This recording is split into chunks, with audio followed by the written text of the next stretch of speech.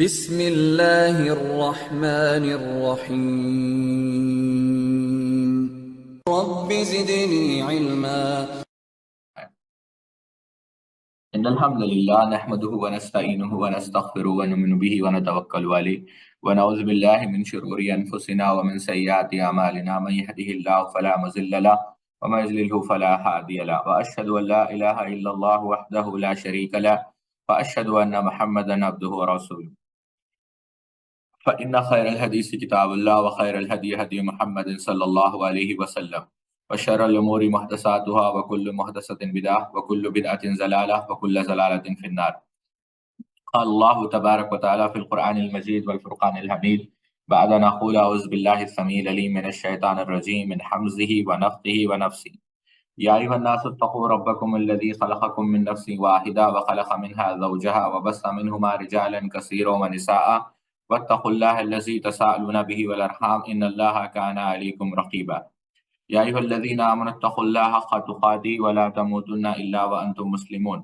يا أيها الذين آمنوا اتقوا الله وقولوا قولا سديدا يصلح لكم أعمالكم ويغفر لكم ذنوبكم ومن يطع الله ورسوله فقد فاز فوزا عظيما. سبحانك لا علم لنا إلا ما علمتنا إنك أنت العليم الحكيم. رب اشرح لي صدري ويسر لي أمري واحلل عقدة من لساني يفقهوا قولي. تمام قسم کی تعریف، کبریائی اور بڑائی اللہ رب العزت کے لیے لائق و زیبا ہے، اور لاکھوں نہیں کروڑوں درود و سلام ہو تمام انبیاء اکرام پر، اور خصوصاً اللہ کے رسول صلی اللہ علیہ وسلم پر۔ اللہم صلی علی نبینا محمد وعلی آل محمد کما صلیت علی ابراہیم وعلی آل ابراہیم انک حمید مجید۔ اللہم بارک علی محمد وعلی آل محمد کما بارکت علی ابراہیم وعلی آل ابراہیم انک حمید مجید۔ عمل میں اخلاص پیدا کیا جائے۔ ما قبل ذکر شدہ سبب کا ایک اہم حصہ اخلاص نیت ہے۔ اخلاص کا معنی یہ ہے کہ بندہ کوئی بھی عمل خاص، اگر وہ عمل امور دین سے متعلق ہو تو اسے خالص رضا الہی کے جذبے سے انجام دے، اس میں کسی بھی قسم کی دنیاوی غرض شامل نہ ہو، کیونکہ جو شخص اپنے جس عمل میں جس قدر مخلص ہوگا اسے اس قدر دل جمی محنت اور صبر و ثبات سے انجام دے گا۔ آج ہم یہ مشاہدہ کرتے ہیں کہ ہمارے بہت سے بھائی کسی عمل کو بڑے جذبے اور شوق سے شروع کرتے ہیں، لیکن چند ہی دنوں کے بعد اکتا کر یا کسی دنیاوی رکاوٹ کی وجہ سے اسے ترک کر دیتے ہیں۔ اس کی سب سے بڑی وجہ یہ ہوتی ہے کہ یہ عمل محض جذبات، مسلکی حمیت، جماعتی عصبیت یا کسی دنیاوی منفعت یا شہرت طلبی کے جذبے سے شروع کیا گیا تھا، اور چونکہ اخلاص واللہیت مفقود تھی اس لیے اس میں ثبات اور پائیداری نہیں پائی گئی۔ ایسے ہی لوگوں کے بارے میں اللہ تعالیٰ فرماتا ہے وَمِنَ النَّاسِ مَن يَقُولُ آمَنَّا بِاللَّهِ فَإِذَا أُوذِيَ فِي اللَّهِ جَعَلَ فِتْنَةَ النَّاسِ كَعَذَابِ اللَّهِ وَلَئِن جَاءَ نَصْرٌ مِّن رَّبِّكَ لَا يَقُولَنَّ إِنَّا كُنَّا مَعَكُمْ أَوَلَيْسَ اللَّهُ بِأَعْلَمَ بِمَا فِي صُدُورِ الْأَعْلَمِينَ۔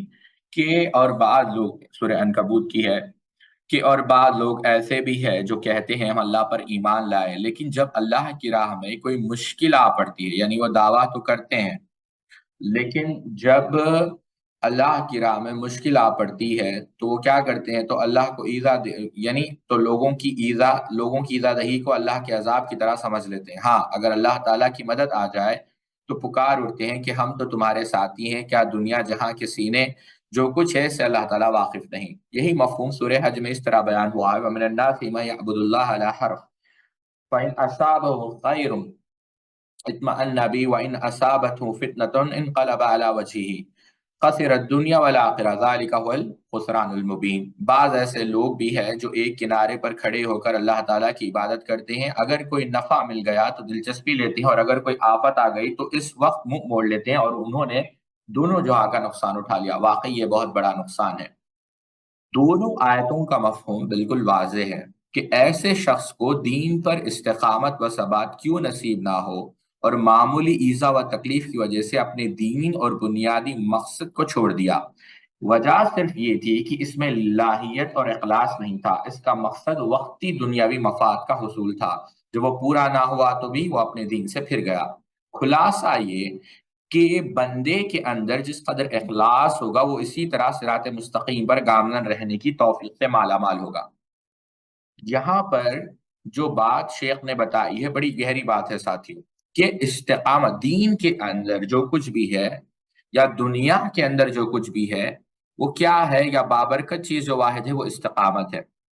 امام طبرانی رحمۃ اللہ علیہ نقل کرتے ہیں کہ اللہ کے رسول صلی اللہ علیہ وسلم نے کیا کہا، نبی درداء قال قال رسول اللہ صلی اللہ علیہ وسلم الدنیا ملعونۃ ملعون ما فیها الا ما ابتغی بیہ وجہ اللہ عز وجل، کہ دنیا کے اندر کیا ہے، دنیا ایک جو ہے ملعون جگہ ہے، ہر چیز اس کے اندر جو ہے ملعون ہے سوائے ان چیزوں کے جو کی جاتی ہے، یا وہ اشیاء جس کا مقصد کیا ہے، جس کا مقصد یہ ہے کہ اللہ تعالیٰ کی رضا حاصل کی جائے۔ اور یہ ایمان کا اعلیٰ بلکہ ایمان کی چوٹی ہے ساتھیوں، کہ اللہ رب العزت کسی کو اخلاص نصیب فرمائے۔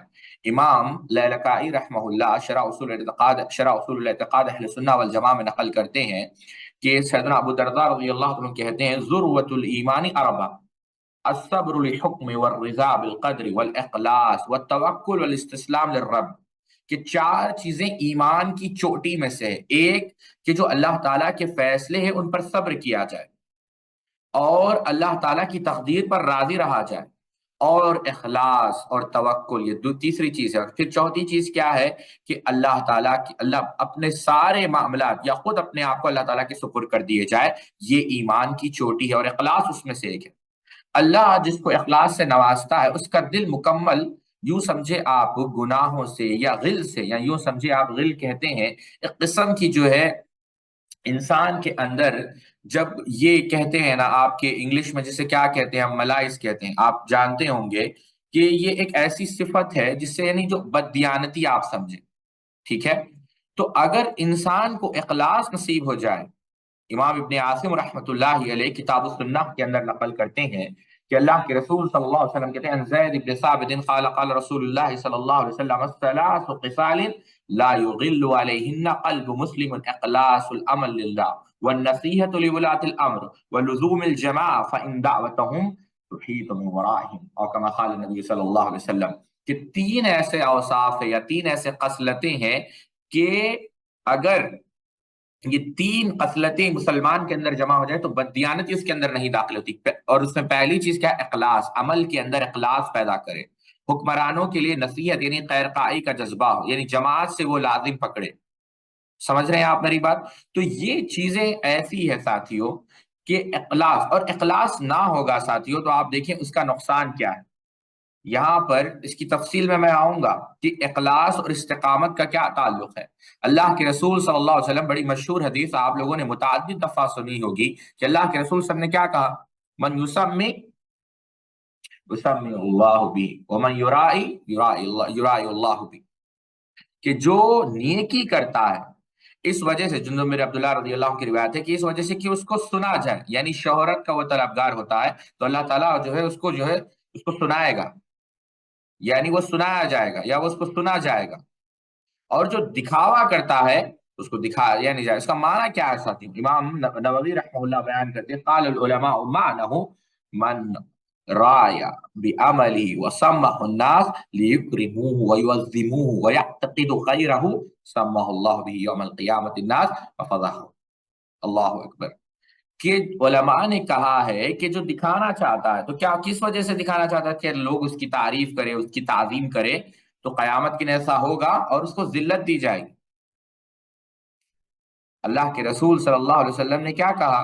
اللہ کے رسول صلی اللہ علیہ وسلم کیا کہا؟ فمن عمل منہم، امام احمد مسند کے اندر نقل کرتے ہیں، فمن عمل منہم عمل الآخرۃ للدنیا لم یکن لہ فی الآخرۃ نصیب، کہ اگر تم کوئی آخرت کا عمل کر رہے ہو دنیا کے لیے، نماز پڑھ رہے ہو دنیا کے لیے، روزہ رکھ رہے ہو دنیا کے لیے، تو آخرت میں تمہیں کوئی اس کا حساب ملنے والا نہیں ہے۔ ایک مشہور حدیث جو بار بار آپ رمضان کے اندر سنتے ہوں گے کہ اللہ کے رسول صلی اللہ علیہ وسلم نے کیا فرمایا؟ امام طبرانی معجم الکبیر کے اندر کیا ہے؟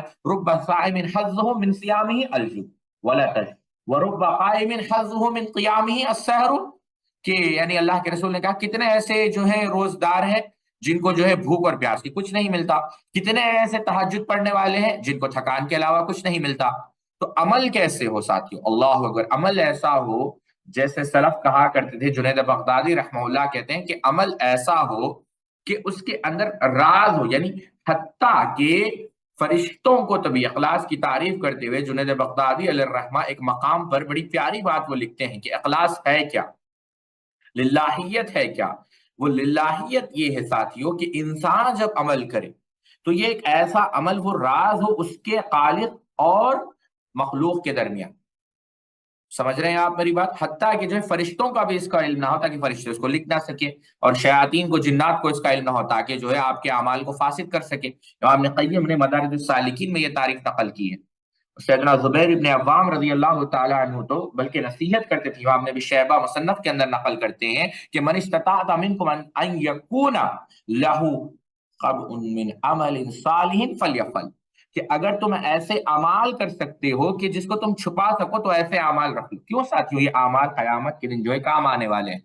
امام احمد ابن حنبل رحمۃ اللہ علیہ کتاب الزہد کے اندر نقل کرتے ہیں سیدنا عمر رضی اللہ عنہ کیا دعا کرتے تھے، اللہم اجعل عملی صالحا وجعلہ لک خالصا ولا تجعل لأحد فیہ شیئا، کہ اے اللہ میرے عمل کو صالح بنا اور میرے عمل کو صرف تیرے لیے خالص بنا، اور یعنی میں دنیا کے لیے عمل نہیں کرنا چاہتا. یاد رکھیے، حتیٰ کہ عموماً آپ دیکھتے ہیں شہید کو شہید کہہ دیا جاتا نہیں. آپ دیکھیں شریعت میں کیا کہا گیا. ابن حجر رحمہ اللہ نے فتح الباری پہ مقام پہ لکھا ہے لا یقال فلان شہید ایو علی سبیل القتل بذالک الا ان کان بالوحی.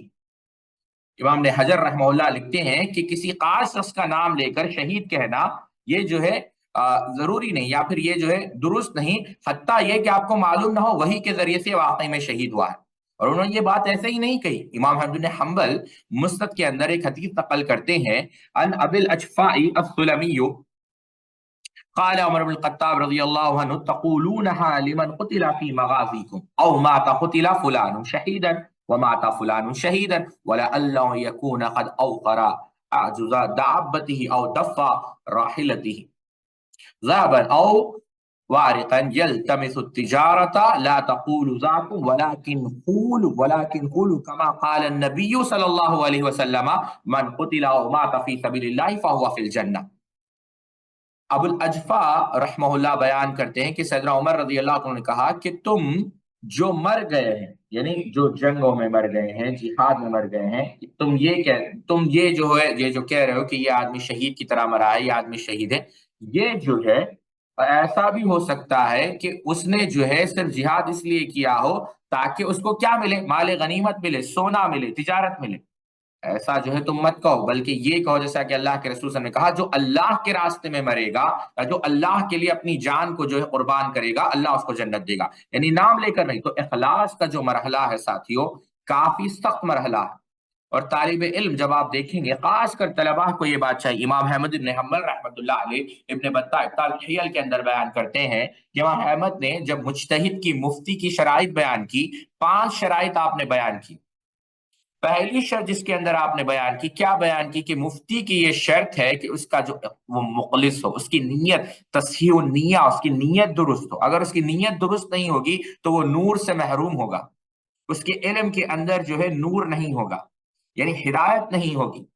دوسری چیز کیا ذکر کی؟ حلم ہو، بردباری ہو، یعنی عقل مند ہو. تیسری چیز کیا ذکر کی کہ علم کے اندر راسخ ہو. دیکھیں آپ، تیسری چیز علم کے اندر راسخ ہو، پہلی چیز اخلاص، چوتھی چیز اس کے پاس مال ہو، ورنہ کیا ہوگا اگر مال نہیں ہوگا تو لوگ اس کو کھا لیں گے، اور پانچویں چیز کہ لوگوں کے متعلق اور لوگوں کے جو طریقے ہیں اس کا بھی اس کو علم ہو. امام نے قیم رحمۃ اللہ علیہ اعلام الموقعین میں کہتے ہیں یہ امام احمد بن حنبل کے مقام کی، ان کی بصیرت کی دلیل ہے کہ 5 یہ جو رکن ہے وہ فتاوے کے جو ہے اہم، یوں سمجھے آپ یہ پلرز ہے فتوے کے.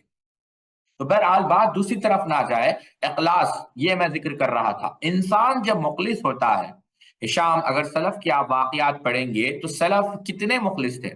انسان جتنا مخلص ہوگا اتنا ہی دیکھیں آپ اس کے اندر ثابت قدمی پیدا ہوگی. اگر اخلاص نہیں ہے، اخلاص کیا ہے ساتھیو؟ اخلاص یہی ہے کہ آپ اللہ تعالیٰ کے ساتھ سچے ہیں. بات سے بات یاد آ گئی، اللہ اکبر. آپ نے یہ کتاب پڑھی ہوگی، میں مثالیں اگر دیتا چلا جاؤں تو بڑی لمبی مجلس ہو جائے گی، لیکن کیونکہ یہ فائدہ مند ہے اسی لیے میں تھوڑا سا جو ہے اس کو تاخیر کرنا چاہوں گا. ہشام الدستوی رحمہ اللہ بیان کرتے ہیں، اگر آپ واقعات اٹھا کر دیکھیں، امام ذہبی رحمہ اللہ تاریخ الاسلام کے اندر اور سیر اعلام النبلاء کے اندر لکھتے ہیں کہ کہتے ہیں کہ کئی سال آپ نے جو ہے علم حاصل کیا، ایسا نہیں ہے کہ 1-2 سال، لیکن کہتے ہیں کہ کبھی میں یہ نہیں کہہ سکتا کہ میں نے حدیث اس لیے پڑھی ہے کہ اللہ رب العزت مجھ سے راضی ہو جائے. اللہ اکبر. حسن بصری رحمہ اللہ کہتے ہیں کہ لوگ قرآن یاد کرتے پتہ نہیں چلتا، آپ دیکھتے چلے جائیں واقعات، آپ یعنی آپ پڑھتے چلے جائیں، آپ کو اندازہ بھی نہیں لگے گا۔ ابو العالیہ رحمہ اللہ بیان کرتے ہیں کہ میں نے قرآن جو ہے لکھنا، قرآن جو ہے قرآن کی تعلیم حاصل کی، لیکن میرے عیال کو معلوم نہیں تھا کہ میں نے قرآن سیکھ لیا ہے۔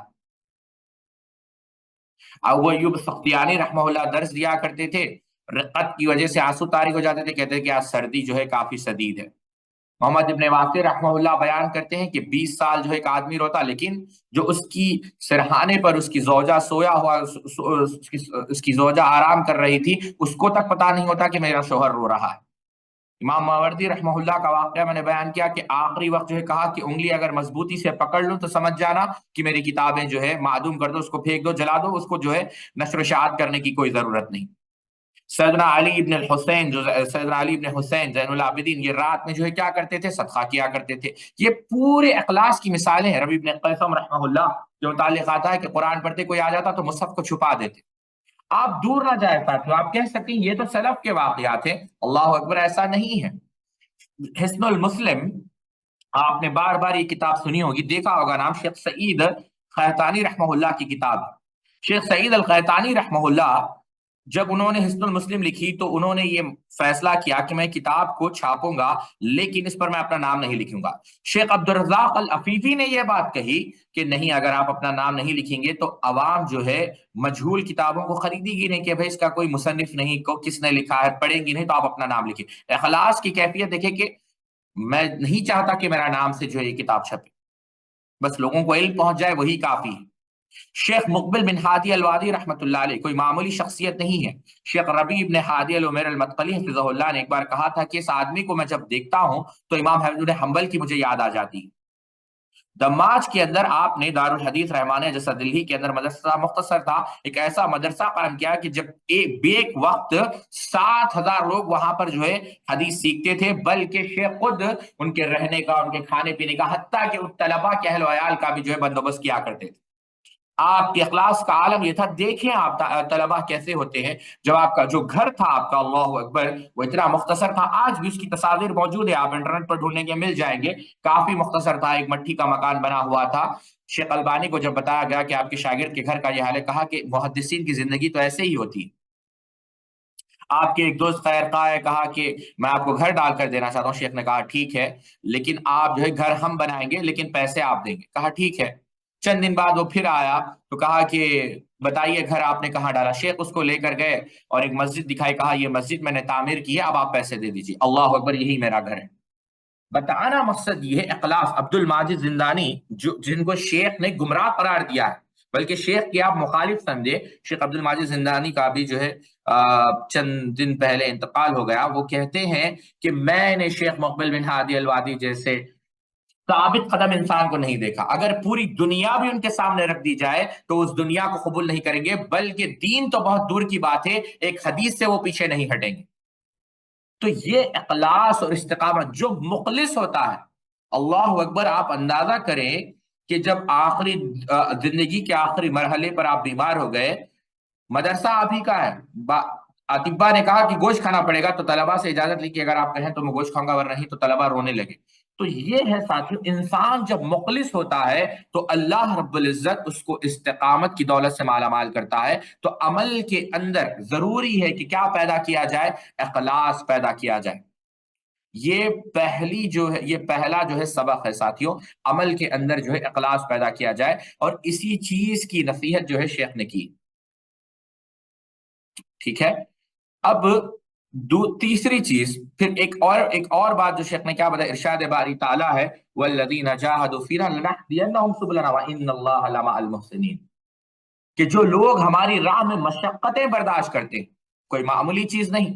اللہ اکبر، بات سے بات یاد آ گئی، امام بخاری رحمت اللہ علیہ تاریخ اوسط کے اندر نقل کرتے ہیں سیدنا طلحہ رضی اللہ تعالیٰ کا ایک عجیب و غریب واقعہ۔ کون ہے سیدنا طلحہ ابن عبداللہ؟ اللہ اکبر، مسعود ابن حراش بیان کرتے ہیں بین نحن نطوف بین الصفا والمروہ اذا اناس کثیر یتبعون فتى شابا موثقا بيده في عنقي قلت ما شأنه؟ قال هذا طلحة بن عبد الله سبا وامرأة وراها تدمدم وتصبه قلت من هذه قالوا السبعة بنت الحضرمي امه اللہ اکبر، کہ یہ کون ہے؟ مسعود ابن حراش کہتے ہیں کہ ہم صفا اور مروہ کے درمیان سعی کر رہے تھے کہ ہم نے دیکھا ایک نوجوان آدمی کے ہاتھ گردن کے ساتھ باندھے ہوئے اور لوگوں کا ایک بڑا مجمع اس کے پیچھے پیچھے چل رہا ہے۔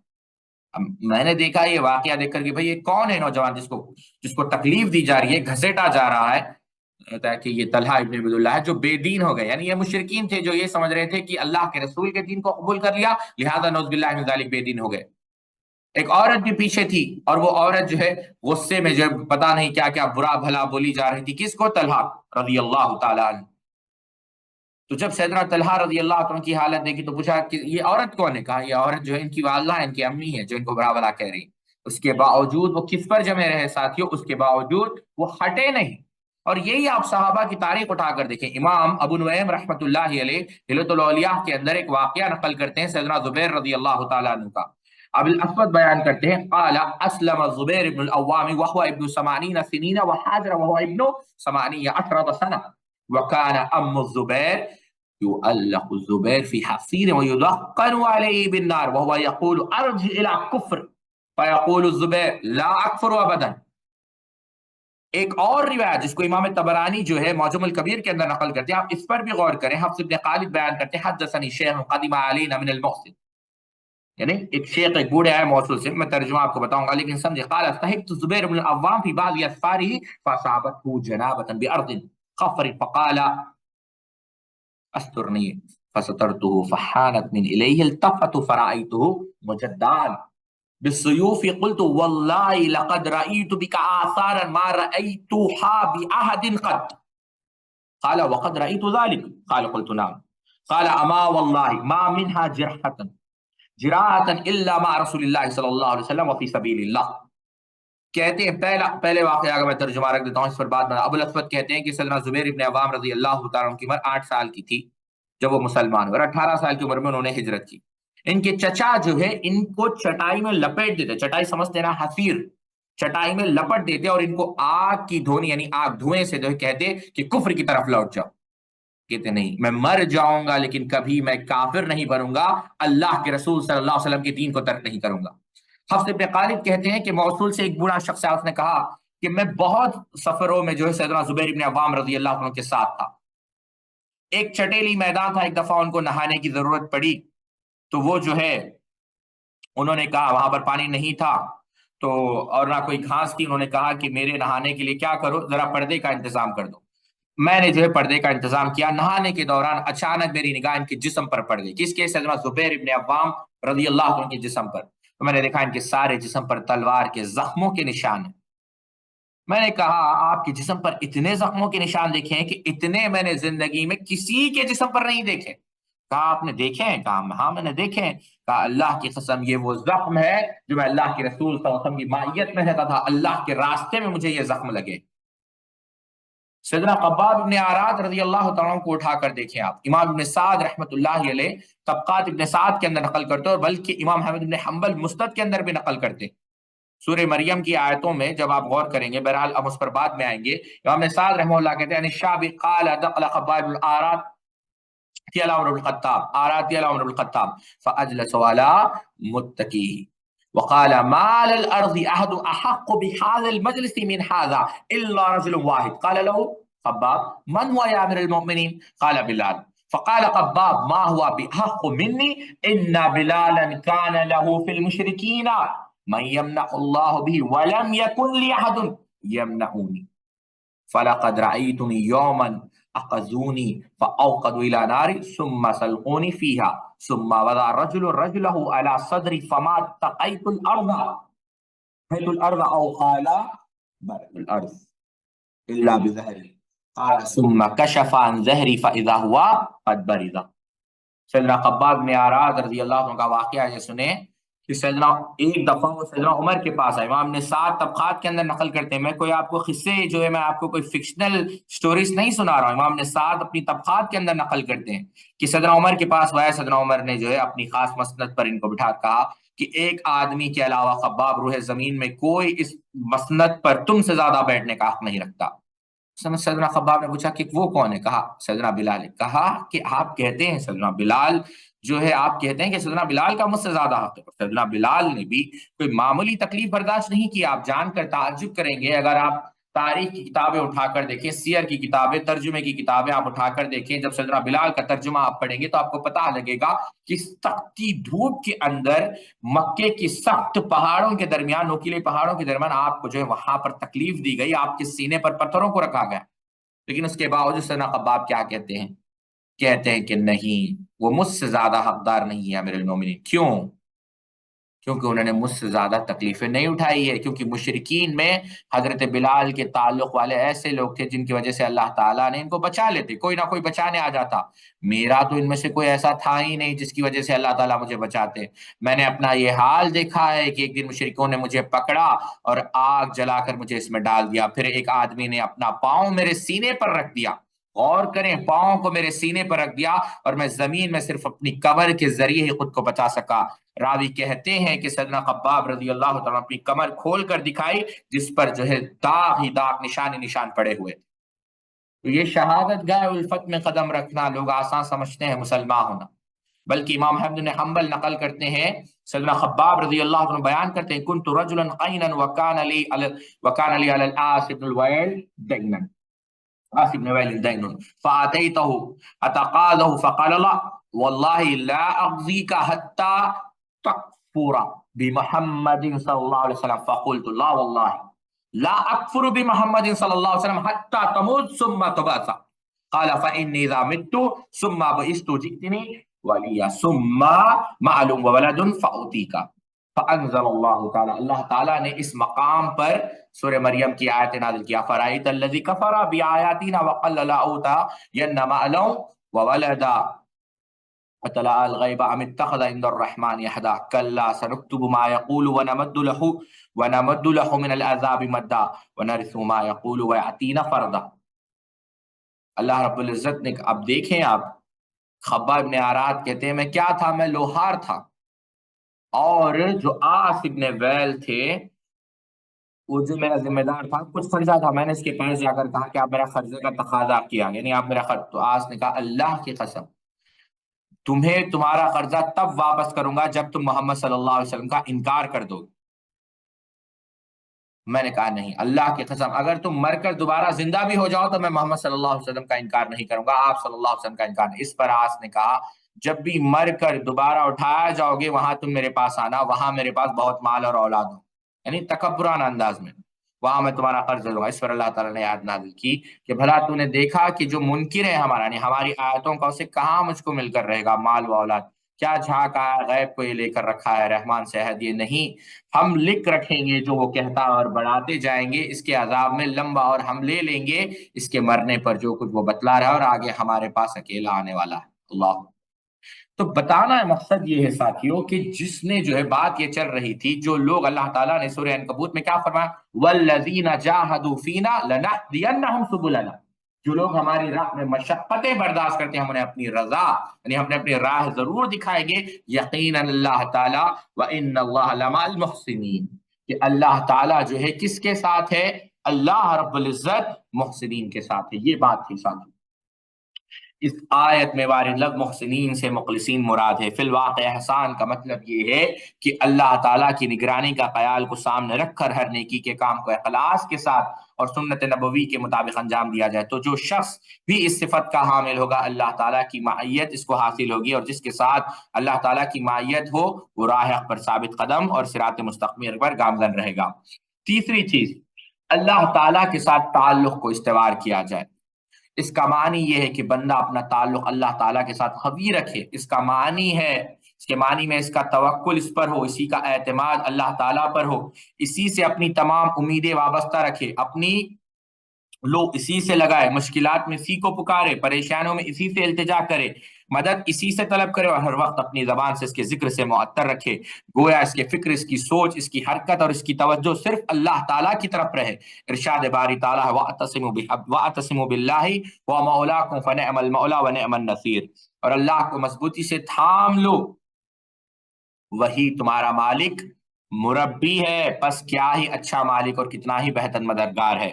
اللہ تعالیٰ سے تعلق یعنی اللہ تعالیٰ سے تعلق استوار کا معنی یہ ہے معنی میں یہ بھی داخل ہے کہ اللہ تعالیٰ کی رسی یعنی قرآن مجید کو مضبوطی سے تھام لیا جائے، ہدایت اسی سے حاصل کی جائے، دلیل اسے ہی بنایا جائے، اپنے دینی و دنیاوی معاملات کا حل اسی میں تلاش کیا جائے۔ اللہ تعالیٰ کے ساتھ تعلق کا استوار میں یہ بھی داخل ہے کہ آخری نبی صلی اللہ علیہ وسلم کا اپنا اسوہ تسلیم کیا جائے، آپ کی تعلیمات کو اپنایا جائے اور بلا افراط و تفریط آپ کی سنت کو حرز جاں بنایا جائے۔ ارشاد باری تعالیٰ وَكَيْفَ تَكْفُرُونَ وَأَنْتُمْ تُتْلَىٰ عَلَيْكُمْ آيَاتُ اللَّهِ وَفِيكُمْ رَسُولُهُ وَمَن يَعْتَصِم بِاللَّهِ فَقَدْ هُدِيَ إِلَىٰ صِرَاطٍ مُّسْتَقِيمٍ۔ تم کفر کیسے کر سکتے ہو جب تم پر اللہ کی آیت پڑھی جاتی ہے اور اللہ کا رسول تمہارے درمیان موجود ہے، اور جو شخص اللہ تعالیٰ کا دامن دین مضبوطی سے اللہ تعالیٰ کا دامن یعنی دین مضبوطی سے تھام لے تو بلا شبہ سے راہ راست دکھا دی جائے گی۔ امام ابن کثیر رحمۃ اللہ علیہ آیت کی تفسیر میں لکھتے ہیں اللہ تعالیٰ کے دین کو تمہارا مضبوطی سے تھامے رکھنا اور اللہ تعالیٰ کی ذات پر پورا توکل رکھنا ہی موجب ہدایت ہے، اس سے گمراہی دور ہوتی ہے، یہی شیوا رضا کا باعث ہے، اس سے سیدھا راستہ حاصل ہوتا ہے اور کامیابی ملتی ہے۔ ایک اور جگہ اللہ رب العزت نے ارشاد فرمایا سورہ نساء کہ یا ایھا الناس قد جاءکم برہان من ربکم وانزلنا الیکم نورا مبینا فاما الذین آمنوا باللہ واعتصموا بہ فسیدخلهم فی رحمۃ منہ وفضل ویہدیہم الیہ صراطا مستقیما۔ اے لوگوں، تمہارے پاس تمہارے رب کی طرف سے سند اور دلیل آ پہنچی اور ہم نے تمہاری جانب واضح اور صاف نور اتارا ہے، پس جو لوگ ایمان لائے اور اسے مضبوط پکڑ لیا انہیں عنقریب اپنی رحمت اور فضل میں لے لے گا اور انہیں اپنی طرف کی راہ راست دکھا دے گا۔ گویا صراط مستقیم پر گامزن رہنے کے لیے اللہ تعالیٰ پر ایمان اور قرآن مجید کو کتاب ہدایت ماننے کے ساتھ ساتھ ضروری ہے کہ اللہ اور اللہ تعالیٰ کی کتاب کو مضبوطی سے تھام لیا جائے۔ صراط مستقیم اور راہ راست کی توفیق اسی صورت میں ملے گی۔ اور شیخ نے حدیث نقل کی ان ابی شریح القزائی قال خرج علینا رسول اللہ صلی اللہ علیہ وسلم فقال ابشروا وابشروا الیس تشهدون ان لا الہ الا اللہ وانی رسول اللہ قالوا نعم قال فان هذا القرآن سبب ترفعه بید اللہ وترفعه بأیدیکم فتمسکوا به فإنکم لن تذلوا ولن تهلكوا بعده ابدا۔ اللہ کے اور کما قال نبی صلی اللہ علیہ وسلم، اللہ کے رسول صلی اللہ علیہ وسلم نے کہا۔ ابو شریح رضی اللہ عنہ بیان کرتے ہیں کہ ایک بار اللہ کے رسول صلی اللہ علیہ وسلم ہماری مجلس میں تشریف لائے اور فرمایا خوشخبری قبول کر لو، کیا تم لوگ لا الہ الا اللہ محمد رسول اللہ کی گواہی نہیں دیتے؟ ہم لوگوں نے جواب دیا ہم ضرور گواہی دیتے ہیں۔ تو اللہ کے رسول صلی اللہ علیہ وسلم نے کہا تو یاد رکھو یقیناً یہ قرآن ایک ایسی رسی ہے جس کا ایک سرا اللہ تعالیٰ کے ہاتھ میں اور دوسرا سرا تم لوگوں کے ہاتھ میں، لہٰذا اسے مضبوطی سے تھامے رکھو، کیونکہ یہ جب تک اسے مضبوطی سے تھامے رکھے گا تو نہ ہلاک ہوں گے اور نہ گمراہ ہوں گے۔ پتہ یہ چلا ساتھیوں کہ یہاں پر اللہ تعالیٰ سے تعلق کو جو ہے یعنی جوڑا رکھا جائے، اور شیخ نے یہاں پر بتایا کہ تعلق جوڑنے کا کیا معنی ہے۔ کہ تعلق جوڑنے کے اندر تمام امور داخل ہے کہ اللہ تعالیٰ کی اطاعت کی جائے، فرما برداری کی جائے، ہر بات کو جو اللہ کے رسول صلی اللہ علیہ وسلم کو اسوہ مانا جائے۔ چوتھی چیز ظاہری و باطنی طور پر فرما برداری رہے۔ اللہ اکبر۔ سیدنا یحییٰ علیہ السلام کا ذکر تو آپ لوگوں نے بار بار پڑھا ہوگا، کوئی معمولی شخصیت نہیں ہے، نبی ہے، سیدنا زکریا علیہ السلام کے بیٹے ہیں، بلکہ امام شافعی رحمۃ اللہ علیہ، امام شافعی تو ہم بعد میں آئیں گے، اللہ رب العزت نے کیا کہا یا یحییٰ خذ الکتاب بقوۃ وآتیناہم الحکم صبیا وحنانا من لدنا وزکاة وکان تقیا وبرا بوالدیہ ولم یکن جبارا عصیا وسلام علیہ یوم ولد ویوم یموت ویوم یبعث حیا۔ کوئی معمولی مقام نہیں ہے سیدنا یحییٰ علیہ السلام کا۔ اللہ اکبر۔ ایک حدیث ہے جس کو امام احمد بن حنبل رحمۃ اللہ علیہ نے مستد کے اندر نقل کیا ہے، اور شیخ احمد شاکر رحمہ اللہ نے اس حدیث کو صحیح قرار دیا ہے۔ اللہ کے رسول صلی اللہ علیہ وسلم کہتے ہیں ما من احد من ولد آدم الا قد اخطا او ہم بخطیۃ لیس یحییٰ بن زکریا، اور کما قال نبی صلی اللہ علیہ وسلم کہ بنی آدم میں کوئی ایسا شخص نہیں جس نے گناہ کیا ہو یا گناہ کرنے کا ارادہ کیا ہو سوائے یحییٰ علیہ السلام کے، جس نے نہ تو گناہ کیا ہے اور نہ ہی گناہ کرنے کا ارادہ کیا ہے۔ بلکہ امام شافعی رحمۃ اللہ علیہ نے تو یہاں تک کہا کہ ہم کسی کو نہیں جانتے جس کو اطاعت اللہ تعالیٰ کی اطاعت، جس نے اپنی اطاعت میں معصیت کی ملاوٹ نہیں کی سوائے کس کے؟ سیدنا یحییٰ ابن زکریا علیہ السلام کے۔ امام ساکر نے تاریخ دمشق کے اندر اس کو نقل کیا۔ قاضی یاز مقام پہ شفا میں جو اللہ کے رسول صلی اللہ علیہ وسلم کے مقام پر جو بہترین کتاب لکھی گئی، اس کے اندر لکھتے ہیں قاضی یاز المالکی رحمۃ اللہ علیہ، اس کا معنی یہ ہے کہ وہ گناہ سے مکمل مبرہ اور منزہ تھے، اللہ نے گناہ کے دروازے ہی ان سے روک دیے، اور وہ جو ہے یعنی سبحان اللہ، یعنی انسان باطنی ہر طور پر جو ہے کیا کرے، یہاں پر سمجھے اس بات کو، مکمل جو ہے وہ فرما بردار رہے ساتھیوں۔ یعنی کسی بھی اللہ کے رسول صلی اللہ علیہ وسلم کی حدیث کو آپ یاد رکھیں، جس کو امام ابن حبان رحمۃ اللہ علیہ نے صحیح ابن حبان کے اندر نقل کیا، اور شیخ البانی نے حسن غیری قرار دیا کہ اللہ کے رسول صلی اللہ علیہ وسلم کیا کہا، ما کرہ اللہ منک شیئا فلا تفعلوا اذا خلوت، کہ اللہ تعالی یعنی جس چیز سے کراہ کرے، جس چیز کو تمہارے لیے ناپسند کرتا ہے، تم اس کو خلوت میں نہ کرنا، یعنی تم اس سے بچ تو رہے ہو تنہائی میں، یعنی ظاہری طور پر لوگوں کے سامنے تو بچ رہے ہو، لیکن تنہائی میں اس کا ارتکاب کرو، کبھی ایسا نہ کرنا۔ کیوں ساتھیوں؟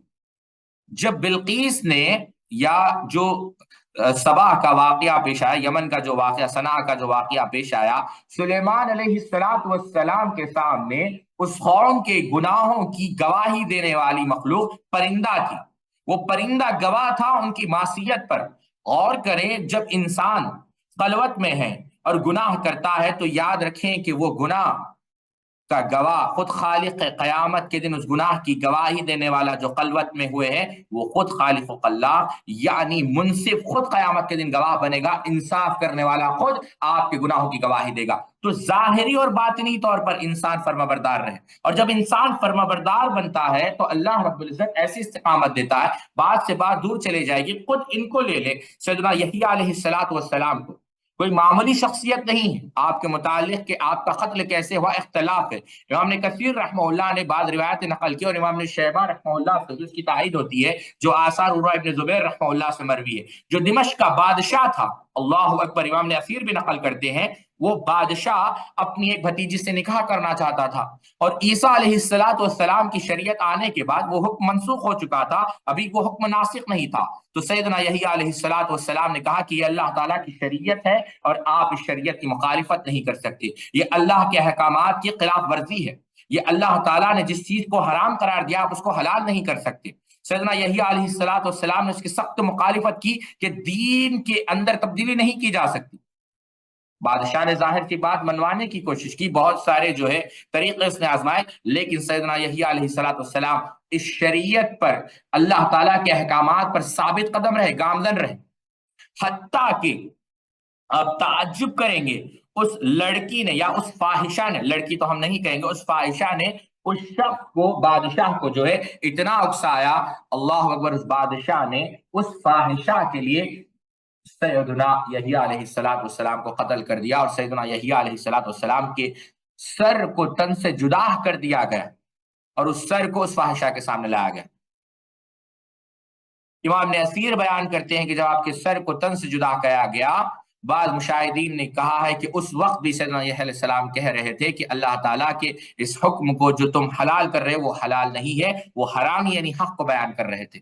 تو انسان بات یہ عرض کر رہا تھا، بات بہت دور چلے گئی، کہ ظاہری و باطنی طور پر فرما بردار ہو، ایسا نہ ہو کہ ظاہری طور پر تو وہ اپنے آپ کو شیخ، علامہ، مولوی، مفتی کہہ رہا ہو، لیکن اس کی جو باطنی زندگی ہے یا اس کی جو پرائیویٹ لائف ہے وہ شریعت سے بالکل دور ہو۔ نہیں ساتھ، ایسے استقامت حاصل نہیں ہوتی۔ ما قبل ذکر شدہ صورت سے ملتی جلتی صورت، بلکہ سر تکملہ یہ ہے کہ استقامت کی حصول کے لیے ضروری ہے کہ بندہ اللہ، اس کے رسول صلی اللہ علیہ وسلم کی اطاعت و فرمانبرداری کی حتی الامکان پابند نہیں کرے، ظاہر و باطن ہر معاملے میں اسلامی تعلیمات کو سامنے رکھے، عبادت و معاملات ہر میدان میں دینی اصول کو اپنائے، لباس و طرز معاشرت میں اسوہ رسول سلف صالحین کے طریقے سے انحراف نہ کرے، اور حتی المقدور اپنی زندگی کو اسلام کے ساتھے میں ڈھالنے کی کوشش کرے۔ بندہ جہاں عقیدے کی اصلاح پر توجہ دیتا ہو وہی اخلاق و معاملات کی اصلاح پر بھی توجہ دے، جہاں واجبات کی ادائی کا اہتمام کرتا ہے وہی سنن و نوافل کا بھی پابندی کرے۔ ارشاد باری تعالیٰ یا ایھا الذین آمنوا ادخلوا فی السلم کافہ ولا تتبعوا خطوات الشیطان انہ لکم عدو مبین فان ضللتم من بعد ما جاءتکم البینات فاعلموا ان اللہ عزیز حکیم۔ اے ایمان والو، اسلام میں پورے پورے داخل ہو جاؤ، شیطان کے نقش قدم کی تابعداری نہ کرو، وہ تمہارا کھلا دشمن ہے۔ اگر تم باوجود تمہارے پاس دلیل آ جانے بھی پھسل جاؤ تو جان لو کہ اللہ غلبہ والا، اللہ تعالیٰ غلبہ والا اور حکمت والا ہے۔ ان دونوں آیتوں میں دو باتیں قابل غور ہے۔ اسلام میں پورے پورے داخل ہو جاؤ اور شیطان کے نقش قدم پر مت چلو۔ گویا اگر کوئی شخص اسلام میں پورے پورے داخل نہیں ہوتا، اس کے تمام عقائد، اس کی تمام عبادات، اس کے سارے معاملات و نظریات وغیرہ اسلام کے موافق نہیں کرتا، تو گویا وہ شیطان کے نقش قدم پر چل رہا ہے۔ اسی طرح اگر وہ عقیدے کی صحت پر دھیان دیتا ہے لیکن عبادت و معاملات میں کوتاہی سے کام لیتا ہے، تو گویا وہ اس بارے میں شیطان کے نقش قدم پر چل رہا ہے۔ نیز اگر وہ فرائض کی پابندی کرتا ہے، واجبات کی ادائیگی میں چستی دکھلاتا ہے لیکن سنن و نوافل میں کوتاہی کا شکار ہے، تو وہ دین میں پورا پورا داخل نہیں ہے بلکہ دین کے ایک حصے میں شیطان کے نقش قدم پر ہے۔ دین اسلام میں پورے پورے داخل نہ ہونا اور شیطان کے نقش قدم پر چلنا گویا صراط مستقیم سے پھسل جانا ہے۔ دلائل و براہین آ جانے کے بعد محض دنیاوی مقصد کے لیے دین کے دنیاوی بعض چیزوں پر تو عمل کرنا اور بعض کو ترک کر دینا شیطان کے ایک منٹ